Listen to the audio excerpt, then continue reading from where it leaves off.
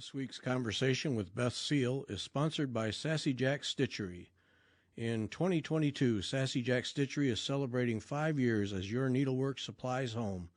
Be sure to visit Sassy Jack's website and get your kit for The Sun Always Shines at Sassy Jack's, a special design by Lindy Stitches to celebrate Sassy Jack's 5th anniversary. There are still a couple of openings for the upcoming workshop, Dance of the Wildflowers, with Beth Seal of Summer House Stitch Works, being held August 5 and 6. Contact Kim for details and to sign up. Also, check in at sassyjackstitchery.com regularly, as Kim will be releasing a steady stream of new sassafras samplers between now and the end of the year. Thanks to the folks at Sassy Jacks for sponsoring the show, and now on to our conversation with Beth Seal.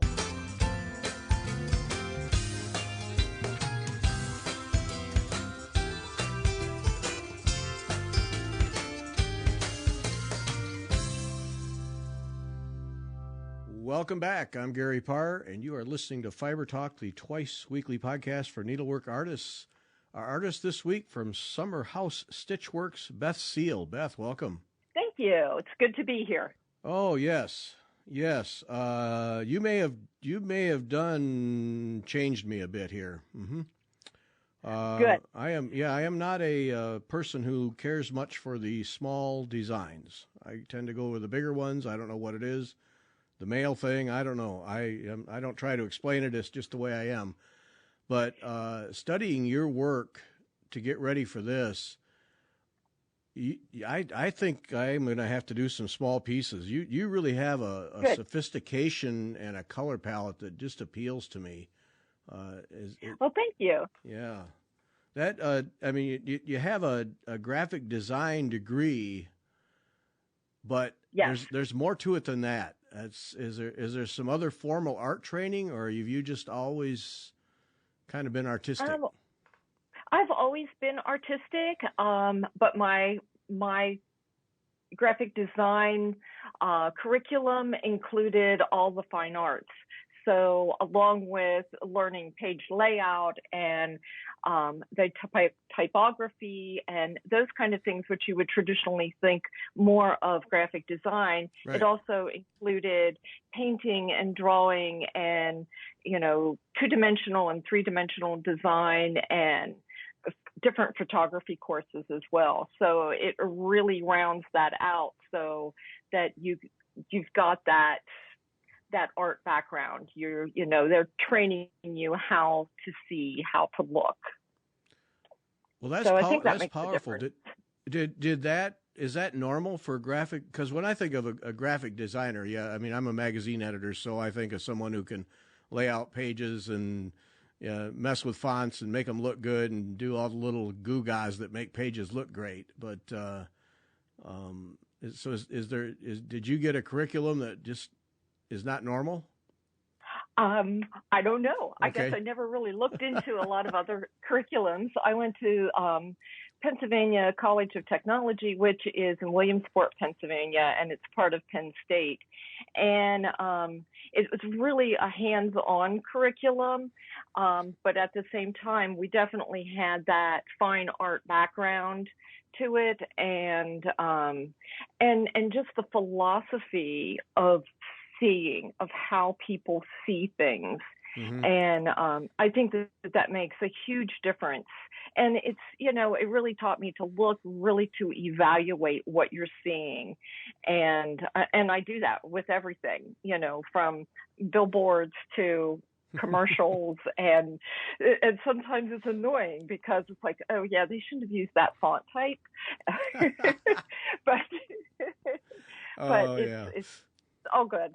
No, I relate to that closely because as a magazine editor, I know the disease. I can't read anything just for pleasure. No, I know what you mean. Yes. Yeah. Yes. You're always looking, always evaluating. And design is design, whether it's, a store display or cross-stitch design or, building a house and landscaping. It all, the way you see is the same for everything. So those design principles just work across all different formats. Yeah. Does that happen to you, that you see cross-stitch designs in all things? Oh, yes. Yeah. Yeah. A Okay. lot of times I will look at something and go, okay, how can I make that into cross stitch? That's a really cool idea, finishing wise or whatever. How can I make that different to relate that into cross stitch? So yeah, I definitely look at that a lot. She can't help it. Yep. Okay. Nope, I Okay. can't help it. All right. Now I have to tip the cap to you. Getting a bachelor's degree, I mean, your kids are in school, but you're still raising kids. That's Yes. that's a challenge. That's a challenge not only for you, but for the entire family. That's something. Yeah, it was. It was definitely was. I had a lot of late nights because, this is pretty much art school. So Right. it's, I'm not sitting there and completely reading. It's doing projects and, painting and photography. And my kids became my models for whatever photography project I was working on. And sometimes they were willing participants and sometimes they were not. Yeah. Oh, I can imagine. So, Oh, Mom, really another one? Come on. yeah, that was it. My daughter always told me that when she was in college, she was going to take a photography course and, use me so that she could get back at me. Yep. Yeah, we're getting even here. You bet. Yeah. Yes, exactly. Yeah. Exactly. But I that think really, that takes a real commitment and effort to do that and run a family. I mean, basically as a mother, that's what you're doing. Bravo for that. That's tough. Oh, thank you. Thank you.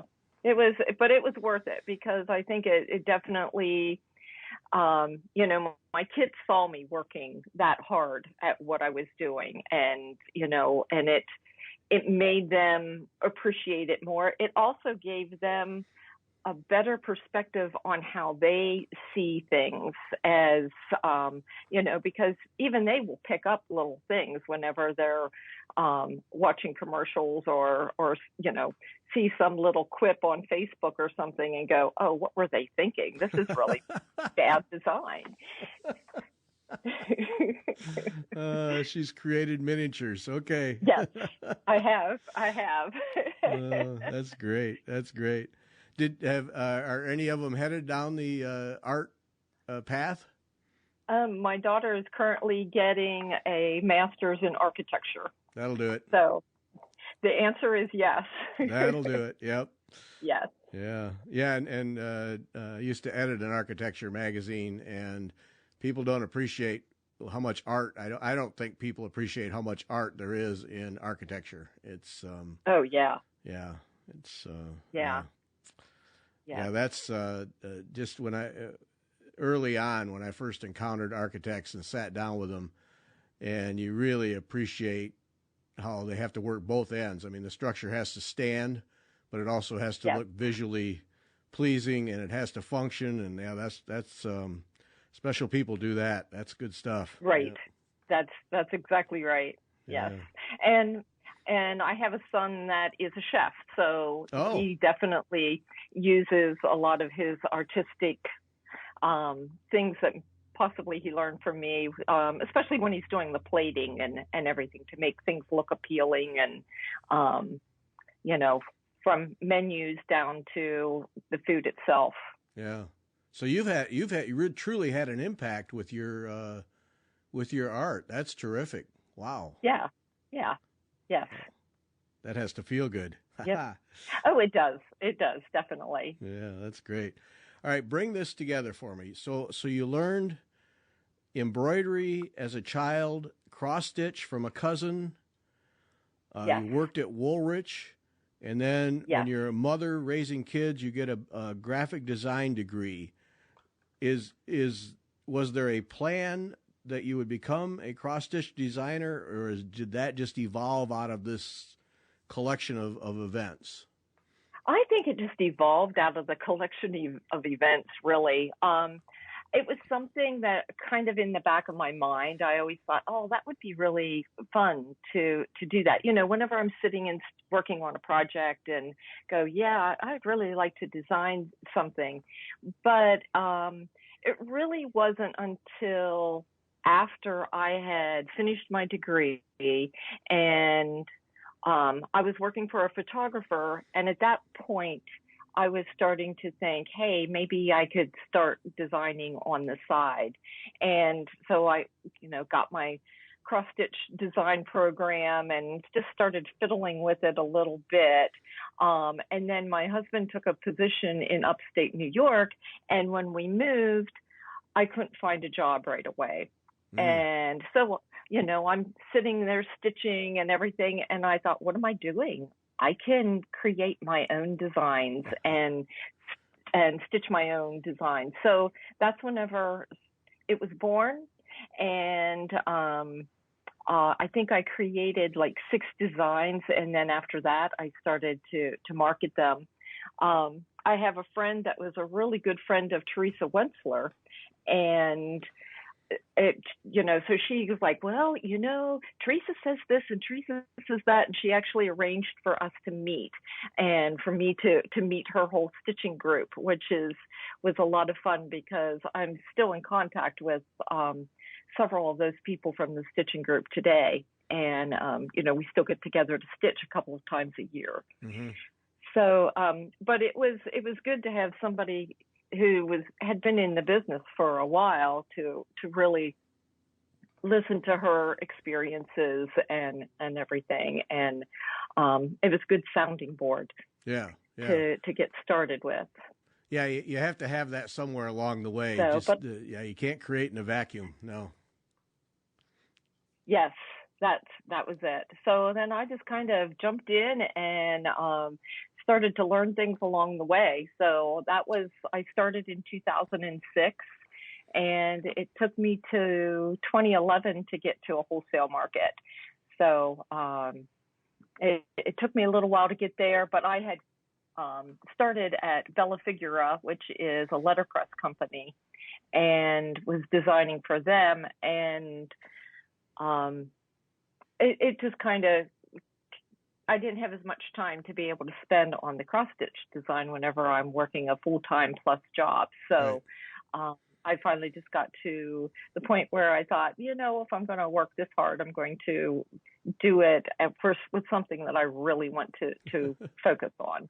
Is that a tough leap to make? Because you got a job, regular paycheck, counting on that income, and then you go, wait, I'd rather do this, but yeah, that was it. It definitely was, and I have to say, my husband gave me, 100% support, and that was it. It's like, okay, we're going to go ahead, and I'm going to leap off and do this, and yeah, it's definitely a slow process. It's not something that, okay, I've got this idea, I'm going to market my designs, and all of a sudden you've got a lot of income coming in that you can count on to live on.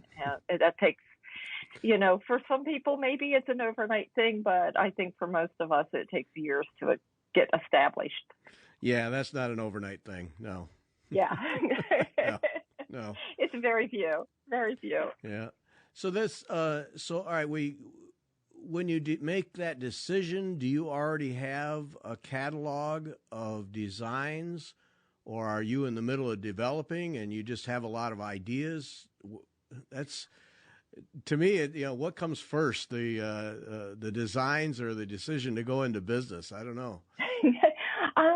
I'm not sure. I mean, it was kind of, I started to design things, and I would, shoot photos off to my one friend and say, hey, what do you think about this? And so I knew that she was really on the pulse of what was going on in the industry. I mean, she's one of those people that you just name off a floss number and she knows what it is. And so, I trusted her opinion. And then once I got like 6 designs, it's like, okay, I think I'm ready to start marketing them. And at first I was just marketing to, making shop visits to Pennsylvania shops and New York shops and just trying to get a foothold in that way and actually meeting the shop owners and talking with them, asking them, what flosses they like, what linens they like, and really trying to get their input too as to what their clientele was buying. Mm-hmm. So doing some of that market research as I'm trying to market my own designs. And I think that it did definitely influenced me as to, okay, trying to appeal to a wider range of people, of stitchers. Yeah, that's the other part is, you have your own designs, but they're come out of your head and where you live and your life experiences. And, it's always that question, I think, do I do my designs for me and see if people like them, or do I try to find designs that appeal to people, whether I'm a big fan or not? Right. How does that work for you? My philosophy there is if I don't love the design, it doesn't go out. I mean, Okay. I have designed some things, and even as, start to stitch them, I think that I really like it. And then once I start to stitch it, it's just not coming together right. And yep, you're done. If I don't love you, nobody else is going to love you. So, and I just kind of, keep with that instinct. But at the same time, there's some that I think this I'm doing for myself. And whether anybody buys it or not, I don't care, because I absolutely love it. And it's doing some type of an expression that I need to do. Yeah. So it's kind of a balance. Right. Yeah, at some point your art has to speak to you and it has to have meaning, or it's just stuff. Yes. Yeah, exactly. So was there a design or a series that you felt really opened the floodgates for you, or is it just a gradual? I think a lot of it was a gradual, but my Calico Sampler was my first real series that I did, and that was in 2012. And it's actually like my first Nashville that I attended that year. And that was whenever I put out the first part of that. So I think, a lot of shops got to know me because it was my first time at Nashville. And it was a series, so it kept it in their minds. And I was able to establish those relationships with the shops. And then starting in 2014, I started my Fragments in Time series, and I've pretty much done one every year since. And they are 8 different small designs, and there's a complementary border chart that can go with it. So you can tie them all into one. Now, that was a learning process as well, because the first year I put them out over 2 years. So I did 4 in 2014 and 4 in 2015. Well, I learned that stitchers can't wait that long. They really want they really want all of the pieces much faster than that. So it's like, okay. So starting in 2016, I did all 8 of them together. The border chart was something that was also, I came out with one. I think it was actually in 2015 that I came out with the border chart, because I kept having so many stitchers say, well, I'd like to put these all into one piece.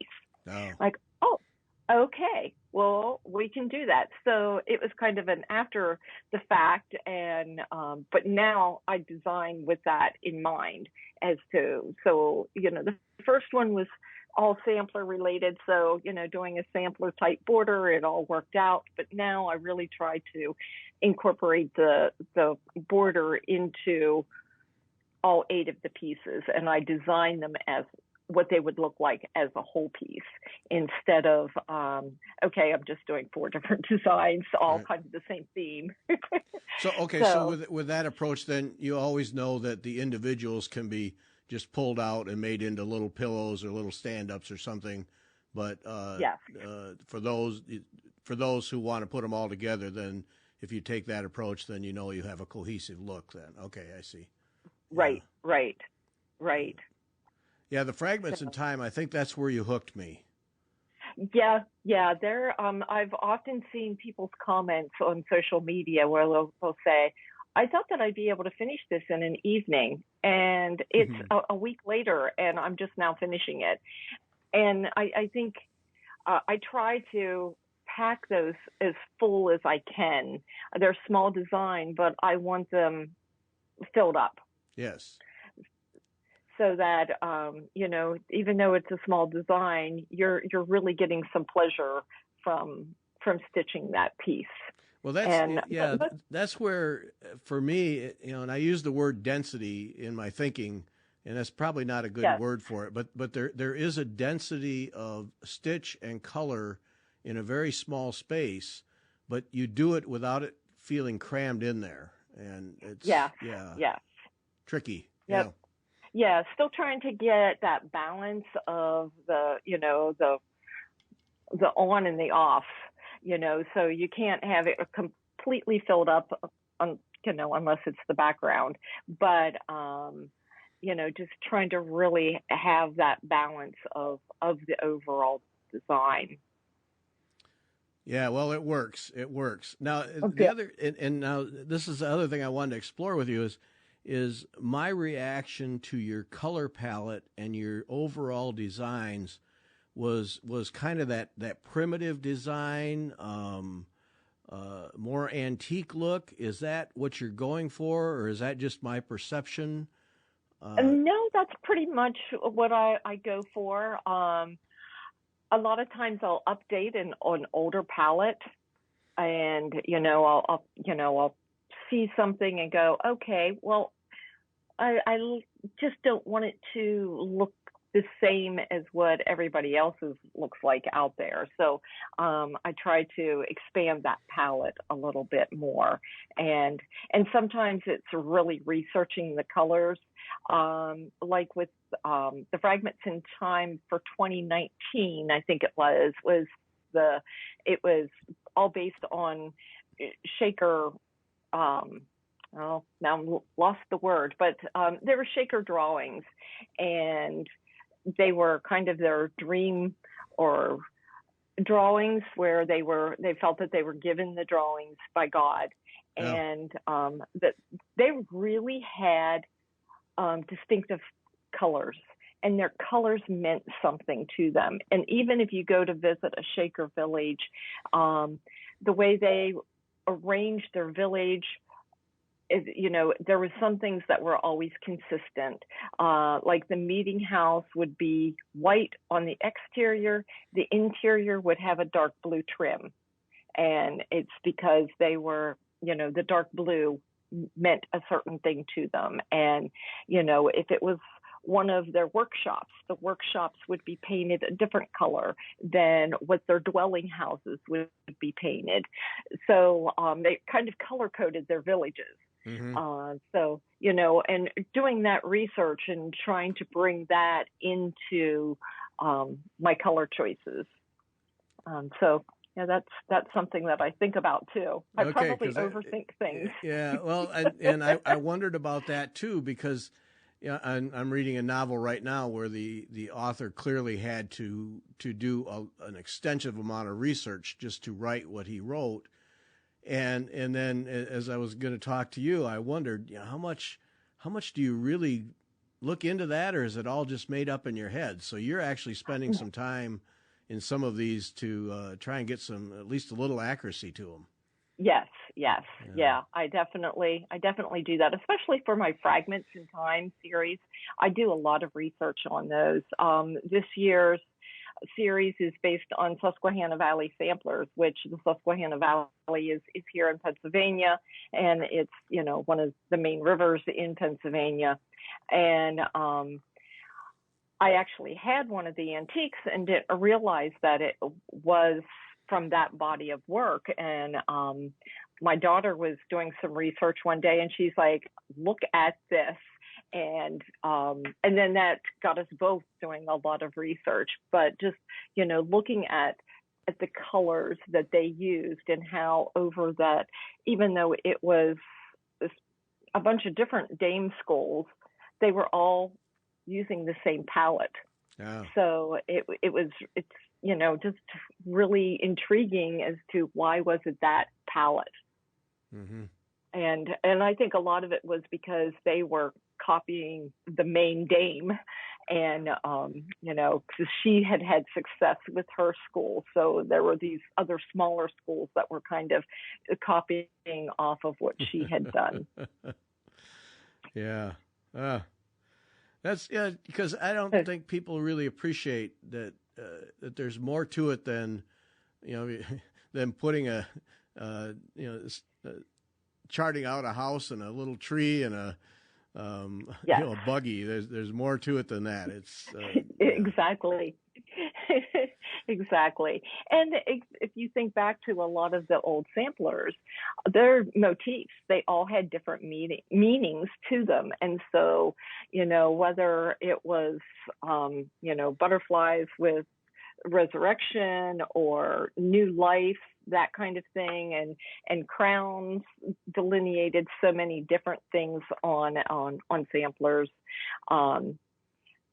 All of those had some kind of meaning that the girls were adding to their samplers. Mm-hmm. And it could have just been, hey, I'm a dog lover, so I'm going to have all these different dogs on my sampler. Or, I really like insects, so I'm putting bees and butterflies and all kinds of little bugs. Right. Yeah. So I think it also expresses their personality a little bit as well. Yeah. Oh, that's reproduction samplers. That's one of the things I enjoy about them is I just like to look at them and imagine the little girl and yes, what was going through her head, and something's a little wonky. She wasn't interested that day, and yeah. I definitely have one, and it is stitched so poorly, and you just think, oh, this little girl, she did not enjoy this process whatsoever. She was made to do this, and she wanted to be out chasing butterflies. She wanted to be outside running around, and but instead, she was being made to sit and stitch her sampler, and she wasn't happy with it. So it was, I'm going to get this done one way or the other. I don't care how these X's are in here. It's done. Yep. And I think I love looking at the backs of those, because for me, that really tells the tale. When they're complete mess, threads dragged all over the place. Yeah. Just get this over with. Yeah. Yeah. Just get this over with. I've got other things to do. Yep. Yeah. Go ride my horse or whatever. Right. That's right. Yeah. Yeah. I'm out of here. Yep. Yep. Are you one of those designers that has so many design ideas in your head you can't get them charted fast enough? Or that's it's usually not a problem to come up with an idea for me.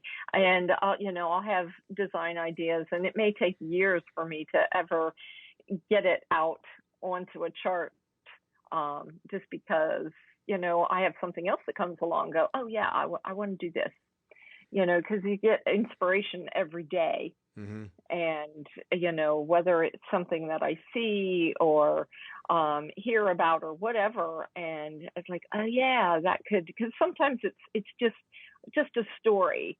Like I've got one design that's been rolling around in my head for a couple of years, and it was all from a story that my niece told. And like, okay, and it was cute, it was funny, and like, one of these days that's going to be a cross stitch chart, but it just haven't gotten it there yet. Yeah. Sounds like there's a little bit of shiny object disease there, though. Oh yeah, definitely. Okay. Definitely. Yeah. Do we have an ongoing sketchbook? We have computer files with half done stuff. Oh, definitely all of that. So yeah, the sketchbook, and sometimes it's just words that I write down. Like, okay, something that's just going to jog my memory as to what I was thinking. And whenever I'm looking at my release schedule for the year and trying to come up with what I want to see released in the upcoming year, I'll look over those and say, okay, do I want to give that time? Is it time for this one to come to light? Because different circumstances, COVID kind of changed some things, because sometimes I have an idea, but I think, I think the shop owners need to see that at market. Yeah. And for them to really understand what I'm doing, and so that they're able to relate that to their customers better. And so you just kind of have to, like, okay, well, we're going to put that on hold for a little while until, we're back in person and they can see it. Yeah. Well, and that's the nice thing about your designs. They're rather timeless, so you can play that game pretty much all you want. Yeah. Yes. Yep. And I always think of something else, so there's not a problem there. Do you have kind of a loose, I want to get X number of designs released in a year, or do you just let that flow? It's a little bit of both. I usually have a certain number that a goal that I'm trying to reach, but then at the same time, it's very fluid, because it's like, okay, that one wasn't coming together for, whether I couldn't get the fabric or something, or,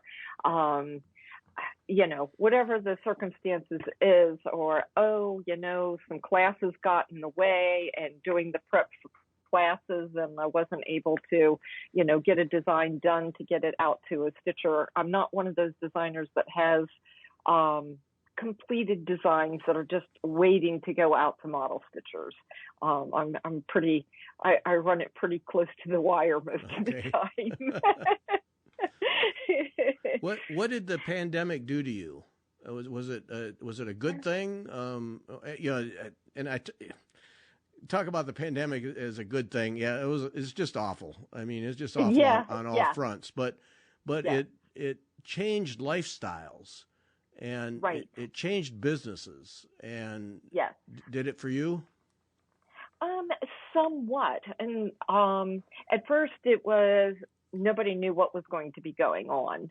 So it's just trying to, okay, I don't want to overspend anything. When are these classes going to actually take place that I have scheduled? And it was just kind of, going with the flow, and then trying to make use of the time, because, like, okay, I've got time. Isn't that the one thing that I'm always needing? Is more time. And so, I tried to release a few more things than maybe I would have in 2020, just trying to, keep things out there, from the business standpoint. But also there was more people that came back to, whatever. There were more people stitching. Oh, yeah. And I think, more people started doing floss tube and really getting into the social aspects. A lot of Zoom stitch-ins started happening where, a group of stitchers, they couldn't get together in person anymore. So then they're getting together via Zoom. And I've heard of some groups that, even though they're now able to get together in person, they're still getting together via Zoom because, hey, I don't have to leave my house. Right. And, they, don't have to leave their stitching chair, and everything is there. But they're still able to interact with each other and just still have an evening of stitching together. So I think it did change things, but at the same time, it opened things up a bit.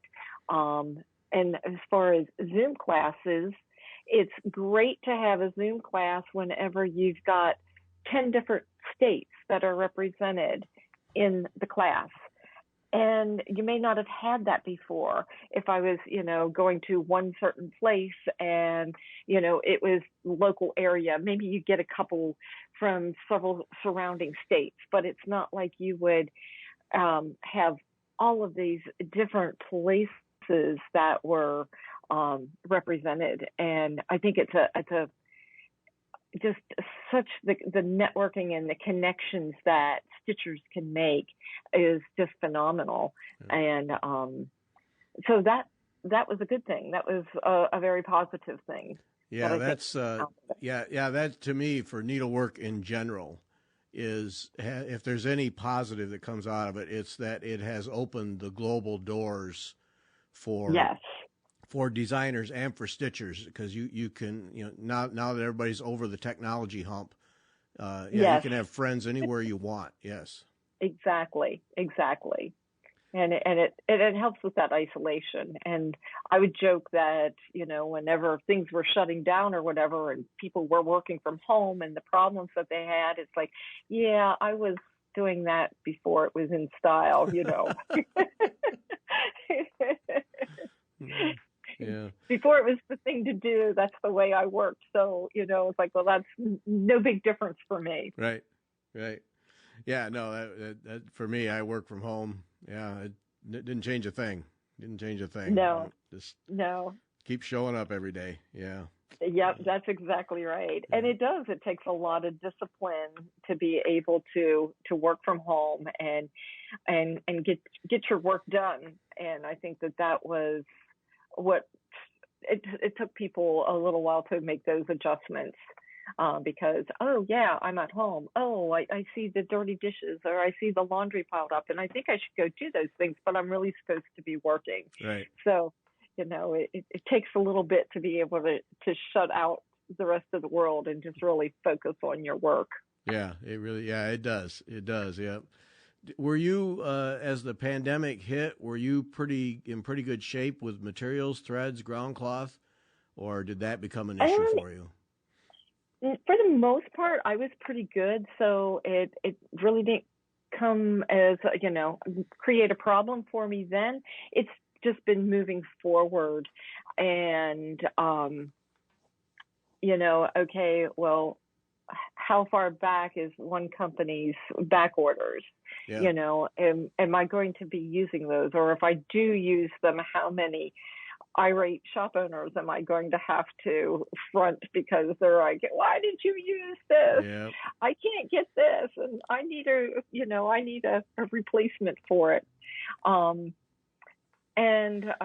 So I think that you start to look at things a little bit differently as far as, okay, I'm just going to try to give you a DMC color to match to that particular shade of linen, and you can go from there. Because it's not like I have all of the linen sitting here in my drawers to be able to always give a good match. Yeah. Yeah, that's one of those things that designers do that I'm sure if we got a group of shop owners in a room and let them just crank for a while, sooner or later that would come up as these designers that come up with these threads and I can't get them, and or I have to buy a truckload of them at one time and I don't need that much. I can imagine. Yeah, that would be got to watch that at some point. And sometimes you have, because you're not always working on something exactly when it's going to be coming out, you might start the design process for a certain design 6 months or a year before. And at that time, it was readily available. And then until it's being released, it's a totally different story. And it's like, well, what do you do? Right. What do you do with that? Yeah. Like, well, I'm not going to have the model restitched. Can't afford to do that. So, I'm going to go with it and make suggestions for your customers. Yep, exactly. You have a small army of model stitchers, or do you do most of that yourself? It depends on the time of the year. Getting ready for a market, I can sometimes have 5 different model stitchers working on things. Is it 5, 6? Usually at this time of the year, I have a little bit less going out, but that'll start getting ramped up again as I'm, starting to get some designs ready for market. Yeah. That's, and I have a couple that I use pretty regularly throughout the year, and try to keep them employed all the time. But yeah, it definitely ramps up a bit more getting towards market time. So there's a real collaboration that happens there, isn't there? There is. Yeah. There is. And I think most designers have been through some bad experiences, and then you find some that you really like, and you just kind of try to hang on to them with both hands because you're like, you're great. But yeah, having the communication, saying, hey, or is this what you're really thinking? My sister will model stitch for me, and sometimes she's a little bit on the obnoxious side. Really, I don't like this at all. Like, I do. It stays. Well, she is your sister. She can pull that off. Yeah. That's right. That's right. And then she'll come back and say, okay, you were right. Oh, okay. Oh, yeah. So there's some flexibility there. Yeah. Yeah, there's a little bit of flexibility there. Yes. But yeah, I can see if you get good model stitchers who can give you constructive feedback, but then also do a good job stitching and do it in a timely manner. That's like gold. Because somebody who's showing up with a finished piece kind of thrown together at the last minute is not much help. No. But yeah. So I have several that are just super, and so that's a show I should do. Model stitchers. What's it like to be a model stitcher? Yeah. There you go. That'd be fun. Yep. But, well, these designers. yeah, exactly. Yeah, they'll have to all be anonymous. Yeah. That's right. Yeah. So Nashville next spring, March. Are you starting to work in earnest to have designs for that? How does that process work for you? I already have a lot of ideas written down as to what I'm looking at. Usually I do in the fall is when I really do my push for designing. But I have some things that are already a little bit started. So that feels good to feel like I'm a little ahead of the game. Yeah. Is that as you go through the year with your designs and with your ideas, do you start to flag designs that, these are the ones I'm going to introduce at Nashville? These are the ones I'm going to introduce for Christmas or any of the other holidays. Do you start to flag those things ahead of time and kind of schedule them in? Yes. And sometimes, like this past February, March, I had done an exclusive for a Facebook group. And so, it's like, okay, I know I've got that one ready. It will be releasing at Nashville next year. So you can kind of get some things penciled in early. And then, it's like, okay, I kind of have some of my little slots that I think about in my designs, and like, okay, where am I going to fill that in? What am I going to do with that? Yeah. And just see. And then sometimes, if I'm working a collaboration with somebody, it's like, okay, that might change things up a little bit. And it's I try to keep things fluid. And a lot of times my plans are more grandiose than what I actually accomplish. Yeah, well. So, but those other things, they just kind of go into your back pocket, and when you really need them, you can pull them out. Yeah.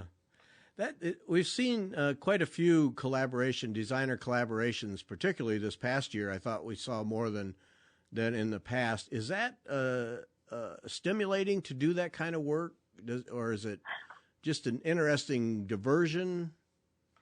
I find it very stimulating. I'm trying to think when I did my first collaboration. I think the first one that I did was with Hands On Design, and it was back in maybe 2013, 2013 or 2014.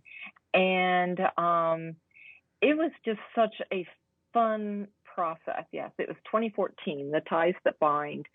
And we both thoroughly enjoyed it. And, you end up, you're pushing each other. Yeah. And I think sometimes your designs can become better than what they would have if it was just you by yourself. Right. And it's important to have somebody that you're collaborating with that, you can really depend on to, pull their side of the weight. And I know I find whenever I'm working with her and with Tracy from Ink Circles that we end up, okay, I'll do that. And we're definitely, picking up our fair share of the load. And sometimes if we don't feel like we're doing that, we go, hey, I'm not doing enough. I need more to do. So, but it's definitely, it's more than just the design is the collaboration, because you've got the printing and then the whole business side of it too. So there's really a lot that goes into doing a collaboration. But doing that raises your design level then, not just, I think so. Not just for that collaboration, but after the fact. Yeah, I think so. And I think sometimes it can push you in a design style that you may not have gone towards. Oh. Because it's like, okay, that's something different than what I've done before, but okay, I really like what I've done. And then that can help your overall designing, because you've got that in the back of your head as well. Is color when you do those kinds of things where the majority of the back and forth happens? Yeah, definitely. Yeah. And, pull out a bunch of colors, and, usually whenever it's a color choosing day, the flosses are everywhere. And that's definitely a lot of back and forth, because one person will have one color in mind and somebody else will have something else in mind. And it's just like, okay, really need to focus. And sometimes it's like, okay, I'm not quite sure if I like that color, but I'm going to go with it. And it always works out. Yeah. So, and that again, that kind of expands your palette, because like, okay, that's a color I would not have chosen there, but okay, I did, and look what I've got. Yep. Yeah, because that's what I've always imagined when I saw those. I'll bet the discussions about colors are most interesting. Because I mean, you're comfortable in a certain palette, and you might stray from time to time. But the other person's not going to see it the same way. There's just no chance of that. So that's right. I mean, you might have a better chance, but whenever I'm working with hands-on design and Ink Circles, we all have a very different style to our final pieces. So they've really become a conglomeration. Yeah. So it's definitely fun to work with them. Well, it's fun. Yeah, that's got to be. Plus, it just like you said, just takes you outside your comfort zone and makes you stretch a bit. Yep. Yes.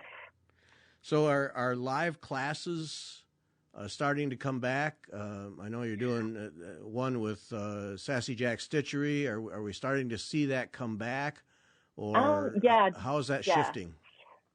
I think I started doing live classes again last July, and then I was trying to play catch up with some that just kept getting moved and moved. Yeah. And so this year I think I've done 3 live classes already this year, and at least 3, and then 1 Zoom class. So I think going forward, I think we're going to see that mix. Yeah. Okay. I think there's still a place for Zoom classes. Especially, I remember we had in one of my Zoom classes, I had a gal who was in Alaska. She was taking care of her grandchildren that lived in Alaska, but I don't remember where she lived, but she had that flexibility that she did not have to miss the class, and she was able to do it elsewhere. And there's always people that, hey, I want to take that class, but I just can't get away. I can't get to the other side of the country to take it. So I think that Zoom classes definitely have their place. And I don't think that they're going away.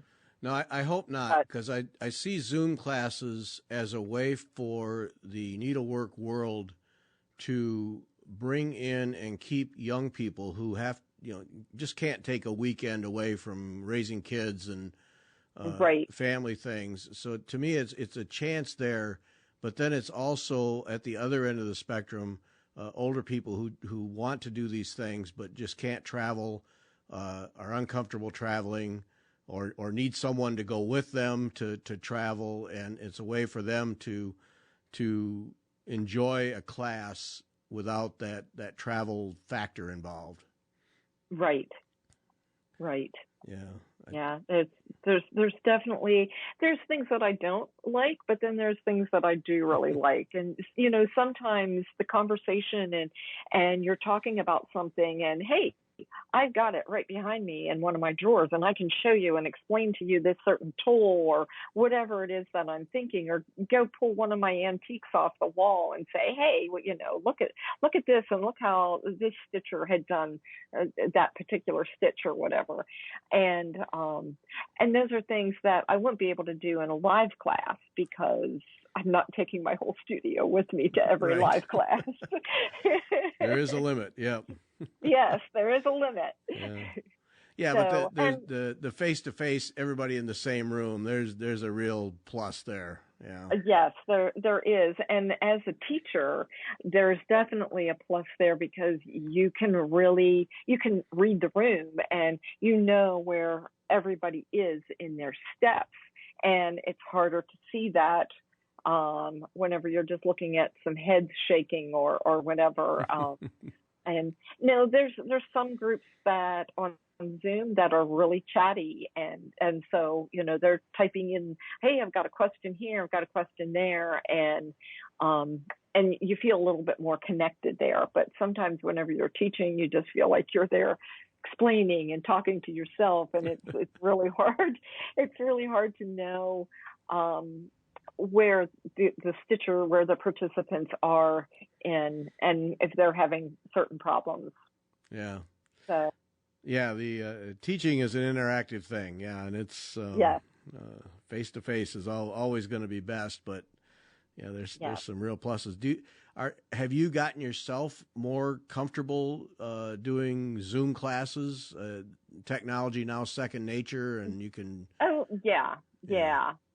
My husband had to teach his courses online, once things were shut down. So, he had done a lot of research, and, we got the lights, and, so he's very fluent with Zoom.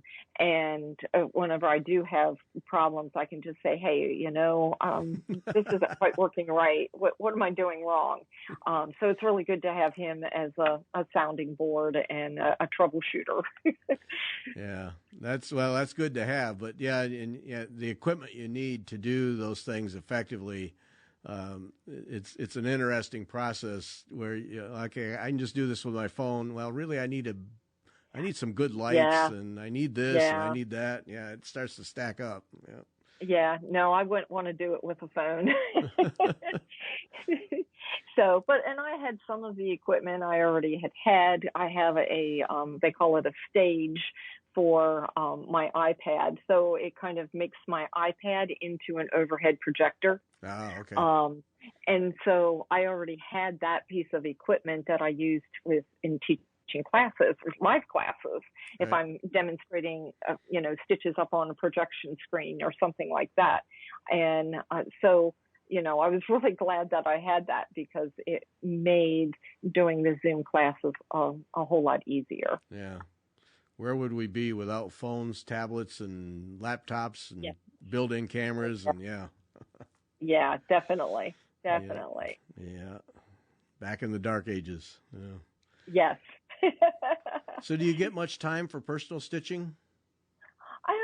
On and off. A lot of times it's whenever I just say, hey, I haven't stitched something that I want to stitch on for a while. I think it's, and I'll just take an evening, whether it's a Sunday evening. I try to do Sunday evenings is, okay, this is personal stitching time. That doesn't always happen, but, there's there's definitely times whenever I just say, nope, I need to work on something, one of my many, many projects that are started and not finished. Yeah, yeah. Yeah, I relate to that. Yep. Yes, yes. So, but otherwise, is it pretty much a regular work day for you? I mean, get up, have breakfast, and have a day of Yep. work ahead of yourself? Yes, yeah. I try to, you know, definitely 8 to 5. It depends on what's going on. There's a lot of times whenever those days are much longer, and then the weekends are like, okay, well, I can't take the weekend off. I'm working this weekend too. Yeah. But I try to, whenever I am working on a weekend, I try not to interact as far as questions on email and those kind of things, and just really focus on whether it's, getting class kits ready, or doing finishing work, or whatever it is that I need to have that extra time to get caught up on. But I'll say 8 to 5, but then in the evenings, a lot of times I'll do model stitching, or sometimes I'll get up early in the morning and put in an hour and a half of model stitching before I go and get my breakfast. Yeah. So it depends. It depends on what the schedule is, but Yeah.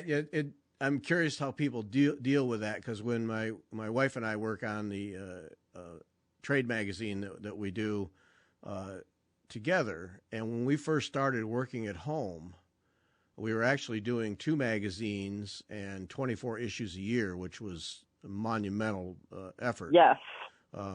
But we found ourselves where we finally one day had to say, look, at 5 o'clock, we have to stop.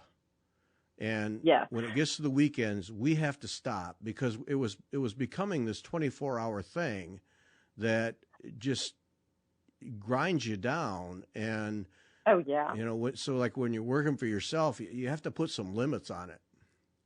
Yeah, you definitely do. And I think COVID really sent that message home to me, because I had some time that I could say, hey, I don't have all these deadlines, because, classes were being canceled and everything. It's like, okay, I don't have those deadlines that I'm working on. I can, take some time. And I call those lessons from COVID, because it's like, yes, okay, you just need to slow down a little bit. Yep. And spend some of that quality time in your own home. Yeah, well, it becomes a sanity thing. If you don't, you just drive yourself nuts. So Yeah. Yep. So what's the next new thing for us? Oh, the next new thing. Well, I'm trying to think. I mean, we have actually in probably like around the 21st, I have 2 more fragments that will be coming out, number 5 and number 6 for the 2020 series. Okay. And then Expo is right around the corner at the end of August, and I'll have the last 2 fragments in time. And then this year it's one of those things where I put out a design back in 2017. It's called Winter Cometh, and it was based on antique woven coverlets. And it's just always been a good seller. And I always get people saying, so when are you doing the other seasons? I didn't know I was doing the other seasons. So it became a series this year, and it was kind of the unintended series. I never intended to do the rest of the seasons, but spring came out at Nashville, and then summer I released in May, and autumn will be also releasing at Expo. So, and there's going to be some winter designs come out, and I'm not quite sure exactly when they're going to be released, but the last quarter of the year. And then Nashville will be right around the corner from that. I usually try to get my first 2 fragments for the year out in January. This year that did not happen because I was teaching at the Attic in January. Yeah. And it just, with the Christmas holidays and getting ready for Nashville and teaching at the Attic, I was like, yeah, it's not going to happen this year. So the first two came out in Nashville, and it just kind of pushed everything back a little bit. Yeah. But we'll see how things are going, whether I push things back again or whether they come out in January. That's that kind of fluid thing where, right. I'm not going to beat myself up if they don't come out in January. They'll just come out then at Nashville. Right. Yeah. So. Yeah. I've talked to numerous designers, and the minute you hang a season on a design, the demand for the other three is going to happen. You might as well just do them. And that's right. That's right. I don't know what I was thinking. Yep. You're locked in. Yep. I was locked in. Yep. So so the other seasons all come out this year, and they've been pretty popular, which has made me happy. Yeah, and they're fun. And that's another thing we were talking about doing the research. About an hour and a half away from me in Bedford, Pennsylvania, is see if I get the name of it correct. It is the National Museum of the American Coverlet, and it's a very small museum. It's in an old schoolhouse, but they have a changing exhibition. So every year they have a new exhibition, and it's just coverlets galore, and they're beautiful. They usually have some kind of theme that the exhibition is focusing on, whether it was animals or a certain style of the weaving or some other motif that they're focusing on. Right. And they're just well worth visiting. So what happens to you in a inspiration? Yeah, what happens to you in a situation like that, where you've got all that inspiration in one room or in one building, and I'm sure you want to just lift things left and right, and you can just see designs all over the place, but that's someone else's work. How do you sort that? Yeah. Well, I use it as inspiration. So it's like, I can look at that, but then I look at it and I put it away. And then I go with my own designs. And sometimes it's like, hey, I remember that color combination that they had that I really liked. And that, can incorporate that. But to me, I really use things as a source of inspiration where it's usually not a direct replica. I have done some reproductions of samplers, but for a lot of times what I like to do is take that antique sampler or in this case it was the coverlets and use them as a jumping off point for my own design. Yeah. Because it's got to be really tempting to just lift a design and oh yeah, definitely. Yeah. Definitely. Which is not a good thing to do always. Not at all. I mean, we get upset about people, abusing our copyrights. Right. So we certainly can't abuse others. Yep. Yeah. Do unto others. That old thing. Yep. Yep. That's right. That's right. Beth, this has been fun. Thank you. Yes, it has. Well, thank you for inviting me. It certainly has been a good chat. Yep, I enjoyed it, and now I got to go buy some small designs and start stitching. So you've done it to me. Oh, that's good. That's right. Good. You'll get hooked. Yep. All right. Thanks to everybody for listening.